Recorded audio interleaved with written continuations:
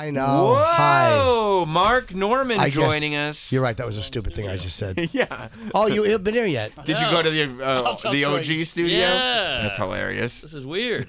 Yeah, we like this better though. You get used to it fast. All right. I prefer it. Yeah. We were just talking about the captain joining Twitter. Derek Jeter's on Twitter. Oh. Yeah, for the first time. I used to bang a gal who eventually revealed she used to fuck Jeter. And I was Hey. like, what do you know to nice. me? She said he was huge. Oh, he had a big dick. Huge. Oh, good for Louisville Jeter. Slugger. So you didn't like that you were you were with somebody that had been with Derek Jeter? No, Why? I'm the equipment guy. You know, Right. I'm a ball boy compared to this dude. He's a man. He's a half. What the fuck was that? All of Troy's equipment just committed Troy's suicide. equipment just. That was the ghost of Opie. Holy shit. Opie. But yeah, that was a bummer. But he gives you a care package when he fucks Did you. she get the basket? So she got the basket. Ooh. What's in the care pack? I've heard of it. It's roses and champagne and chocolates and some cheeses. It's all like high-end shit. Oh, that's nice. Yeah, hey. Troy, Your Mark shit Norman fell. Mark Norman came in and pushed all your shit off your I desk. didn't touch it. Yeah. No, I didn't touch a thing. It actually just fell. It just randomly fell. People complain about the gift basket, but I think it's a nice thing to do. Here's a load. Have some flowers. Right. Have some chocolates. You get to bang a celebrity and you get a bunch of free shit. Come on. Is there Yeah. a ball in there? A signed ball? I didn't I don't see know a if ball. I don't know if he's passing out those signed balls like that. That's Maybe not. Yeah, it's a lot of money. And I don't know if a girl would care. Like, what am I, a 9-year-old boy with leukemia? Yeah. You know? Yeah. Does it help me? Yeah, that's going right to eBay if you're a girl. Exactly. Yeah. Yeah, is- and he knows it. She was a hot number, that girl. Was she? How many times did you bang her? A lot, actually. Oh, you did? We had a run. She was newly divorced, and she had a kid. We had to keep quiet and put it in her ass, which is not easy. No? Yeah, I mean, Quietly? you put things in people's asses, they tend to squeal. There's a lot of. getcha. Jim knows. Yeah, you bet. Yeah. Yeah, I've been the giver and the receiver.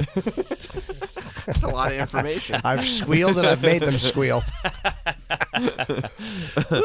So was the Derek Jeter hookup before the marriage or during? Oh, I think it was also after, so it was fresh. Oh, wow. So it Yeah. was like you were number 2 after number 2. Yeah, I was batting cleanup. Yeah. Yeah. Yeah, I would walk into her bedroom and hear and I throw peanuts at her. I don't know. I feel like I'd be excited. I mean, it wasn't a relationship. No, it was just a fling. It was a hot Yeah. fling. She was dating a struggling comedian with no money and no act and no credentials. And What ended it? By the way, you were slumming it for after she fucked arguably the greatest Yankee shortstop in history and maybe Yeah. the best shortstop in history. Yeah. She's fucking like she's slumming by fucking you. You Totally were her dirty slumming. yes. If anything, you should feel good about yourself. Yeah. Like, what are this lady's options? Derek Jeter, and she chose me, Good point. right? All right, I'll take it. No, Yeah. I think what happened was Jeter put enough cum on her and he dumped her. And she's like, what can I do? I should kill myself. And then Mark came along and she said, all right. I'll take a rebound. One level up. Yeah. We're still friends, though. Cool gal. Yeah. Now she's remarried, the whole thing. Oh, it's a while ago. Oh, this is 10, okay, 8, okay. 9 years ago. Yeah. How long did she fuck Derek for? I think it was the one and done. Oh, banged her. Oh, Yeah, I'm glad he had a that's- big hog. That's good to hear. That's how he does it. I wonder if she told her new husband. Hey, just so you I know, hope he's I've, a Yankee fan, too. I've hooked up with Derek Jeter and comedian Mark Norman. Who? Which one? Hey, speaking of comics, how about Rich Voss getting thrown off the reservation? Wow. Are we allowed to talk about that? Sure. Okay, Yeah, it's in the paper. Yeah, Voss, I mean, he dealt with a heckler. I would annoy me, this story, because he dealt with a heckler.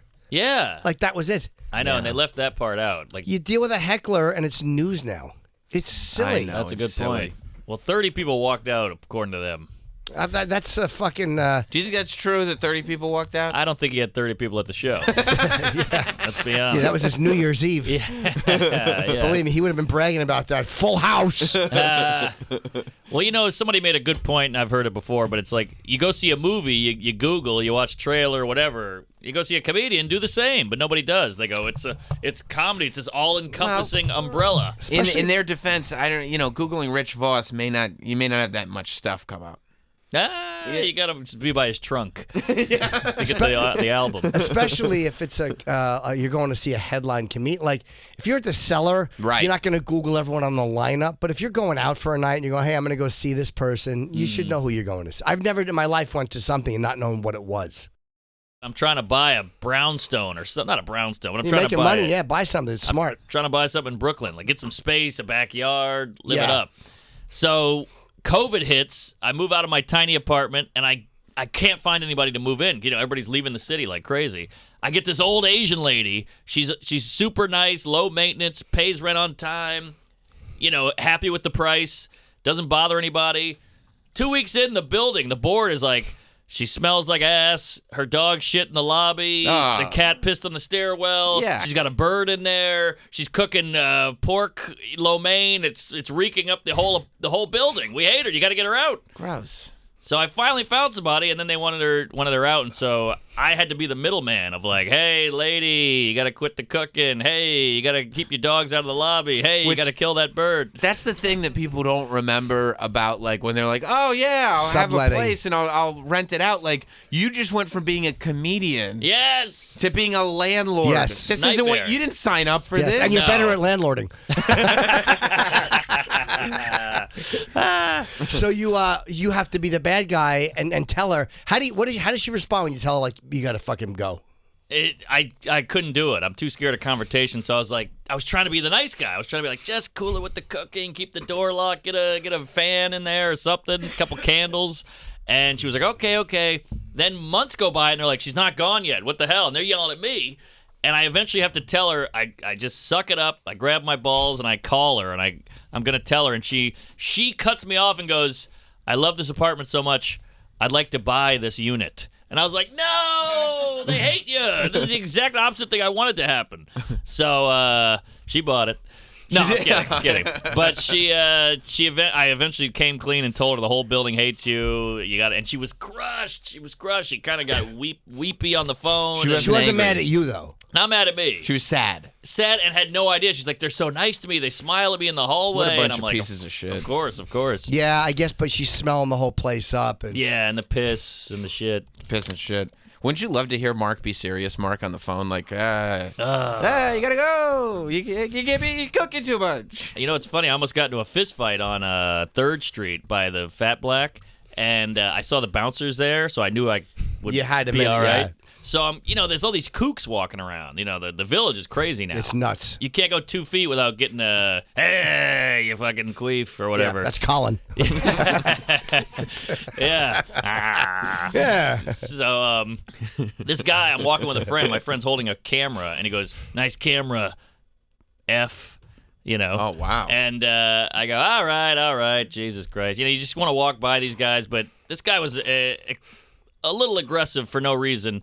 And my friend was like, okay, thank you. And he goes, you wouldn't last a minute in jail. And I'm like, what? And he goes, you heard me, F. And I go, fuck you, bitch. I just couldn't take it anymore. Yeah. I was done You've with it. had enough, yeah. I had enough. And I go, fuck you. And this guy wasn't huge. He was like your size, and a little more handsome. But he was like, fuck, what, you called me a bitch? And I'm like, well, you called me an F. And he's like, but you called me a bitch. I'm like, but you called me an F. So now I'm trying to reason with this guy. You're justifying. Yeah. And by the way, sorry, keep going. Okay, so then now I'm like walking backwards. The Fat Black is behind me, and I'm walking backwards to the Fat Black, and he's walking towards me, and I'm just going, we're doing this thing back and forth. Fuck you, I'll beat your ass.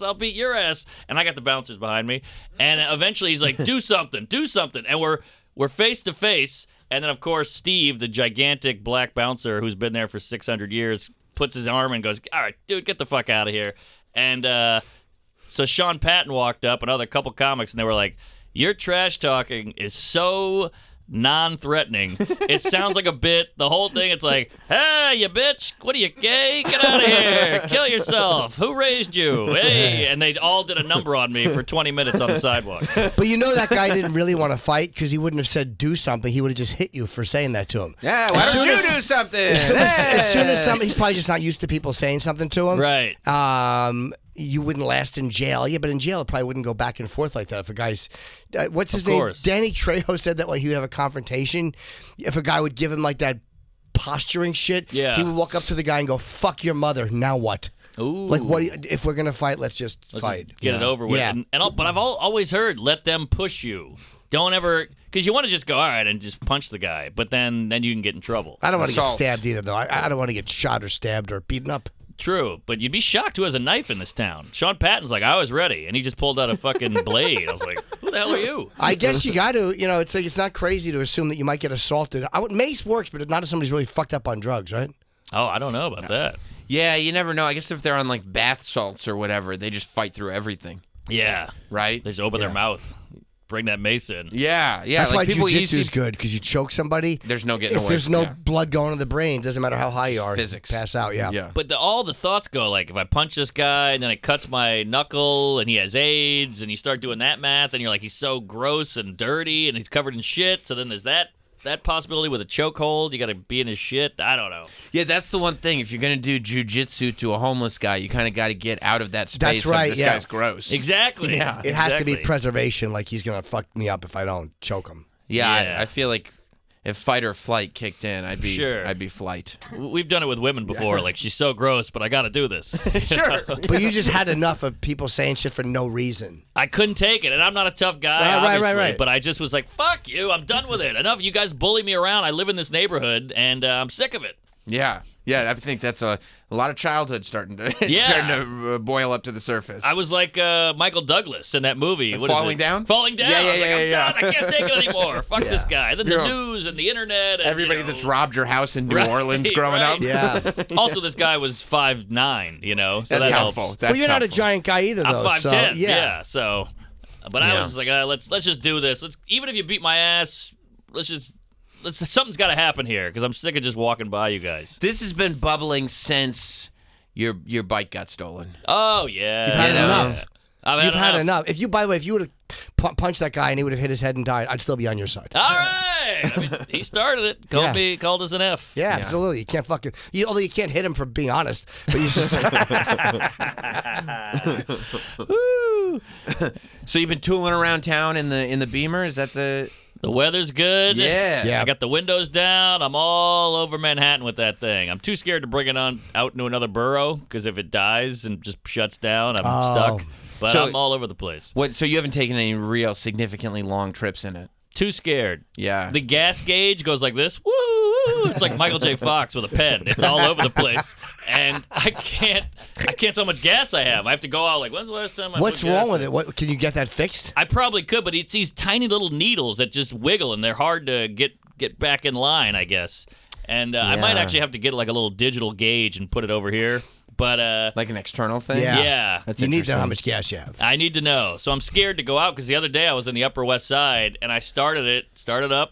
I put it in reverse to get out of a parking spot and it just died. Like, oh, that's weird. Started it again. Here we go. Just died. So I had to push it to a gas station. What was it? You out of gas? I was out of gas. Some people do gas by mileage. Some people, like old school car people, can do gas by mileage. Like they know kind of, miles to the gallon and just look at the mileage and figure out. Well, it's my friend just bought a Tesla.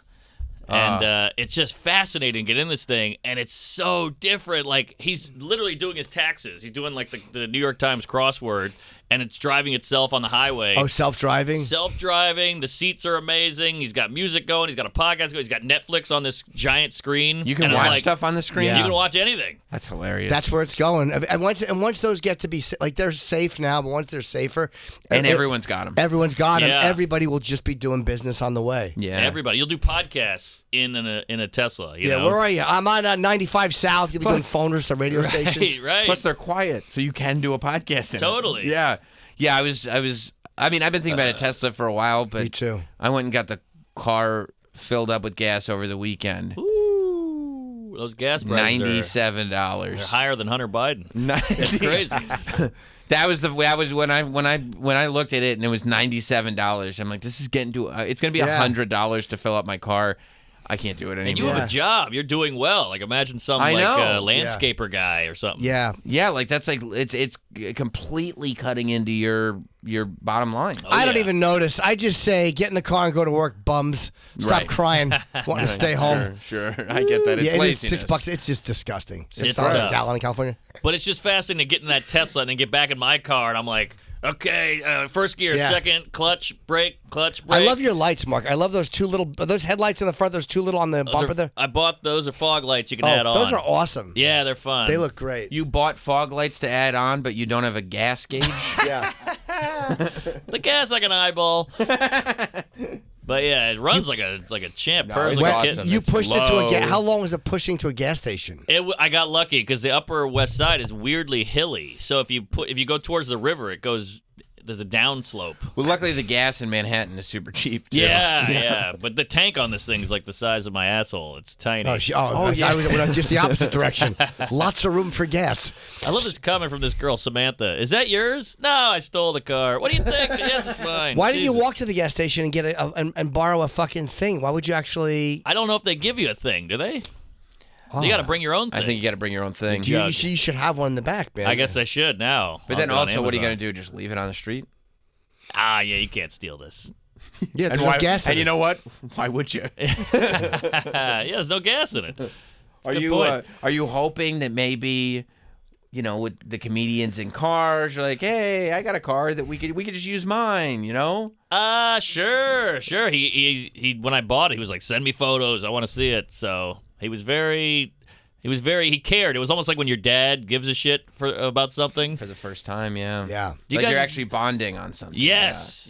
Like my dad doesn't give a shit about anything. Right. He doesn't even know I do stand-up. He doesn't know I live in New York. Sure. But if I have a mole or something, or I need some physical health thing, he's all over it. So you because now it was one thing when you were like, up and coming and stuff, and your dad was like, I don't understand this and I don't give a shit anyway.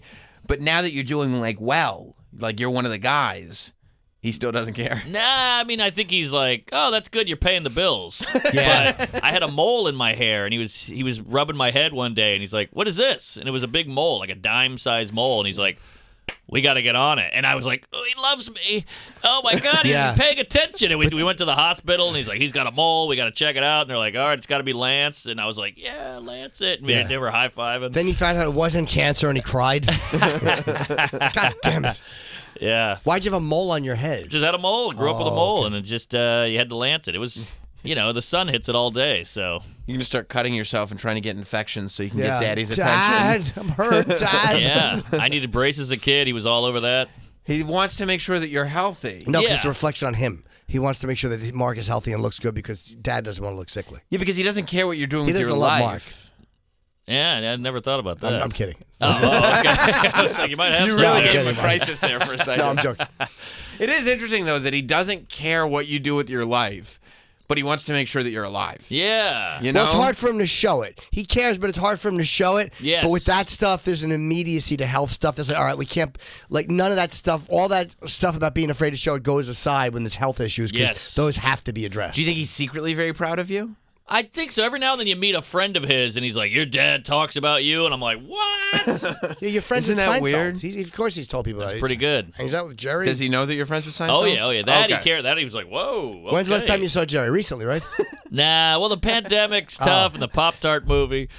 Oh, this is the same thing. You haven't been on the show in months. It's the same story back then. I know, but he's not even bouncing around. Like, you should see him at Gotham a lot. I don't see him there anymore. What are you doing in the Pop-Tart movie? I'm not. I don't know if I'm in the movie, but you never know when a role will open up. That's true. He's still writing it. Yeah, maybe a comedian will die and I'll slide in.